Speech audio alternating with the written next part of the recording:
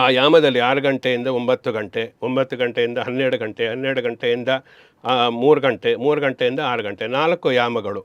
ಈ 6 ಗಂಟೆಯಿಂದ ಪ್ರಾತಃ ಕಾಲ 6 ಗಂಟೆಯವರೆಗೆ ಇರತಕ್ಕಂತಹ ಸಂಪೂರ್ಣವಾದಂತಹ ರಾತ್ರಿ ಕಾಲ ಏನಿದೆ, ಈ ಸಮಯದಲ್ಲಿ ನಾವು ಎಚ್ಚರವಿದ್ದು ಅನ್ನತಕ್ಕಂಥ ಎಚ್ಚರ ಇರತಕ್ಕಂಥ ನಿದ್ರೆ ಮಾಡದೇ ಇರತಕ್ಕಂಥದ್ದು ಅಂತಲ್ಲ. ಅದು ನಿದ್ರೆ ಮಾಡದೇ ಇದ್ದರೆ ಅದು ನಿದ್ರೆ ಮಾಡದೆ ಸುಮ್ಮನೆ ಕೂತಿದ್ರೆ ಪ್ರಯೋಜನ ಇಲ್ಲ.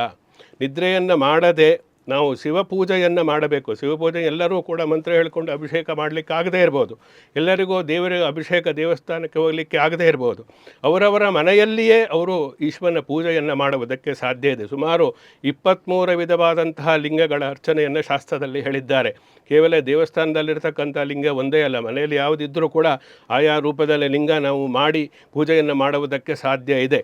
ಆದ್ದರಿಂದ ಆ ಸಮಯದಲ್ಲಿ ನಾವು ಶಿವನ ಪೂಜೆಯನ್ನು ಮಾಡಬೇಕು, ಶಿವನಿಗೆ ಬಿಲ್ವಾರ್ಚನೆಯನ್ನು ಮಾಡಬೇಕು, ಶಿವನಿಗೆ ಅಭಿಷೇಕವನ್ನು ಮಾಡಬೇಕು, ಇವೆಲ್ಲವನ್ನು ಅರ್ಚನೆಯಲ್ಲಿ ಹೇಳಿದ್ದಾರೆ. ಆ ರೀತಿಯಾಗಿ ನಾವು ಶಿವಧ್ಯಾನದಲ್ಲಿದ್ದು ಶಿವ ಜಪವನ್ನು ಮಾಡಿ, ಶಿವಪೂಜೆಯನ್ನು ಮಾಡಿ, ಶಿವನ ಭಜನೆಯನ್ನು ಮಾಡಿ, ಶಿವನ ಕಥೆಗಳನ್ನು ಕೇಳಿ, ಶಿವನಿಗೆ ಸಂಬಂಧಪಟ್ಟಿರ್ತಕ್ಕಂತಹ ಯಾವುದೇ ರೀತಿಯಾದಂತಹ ಒಂದು ಆಧ್ಯಾತ್ಮಿಕವಾದಂತಹ ಚಿಂತನೆಯನ್ನು ಮಾಡುವುದರಲ್ಲಿ ಇದ್ದರೆ ಮಾತ್ರ ಅದು ಅರ್ಥಪೂರ್ಣವಾದಂತಹ ಜಾಗರಣೆ ಆಗುತ್ತೆ.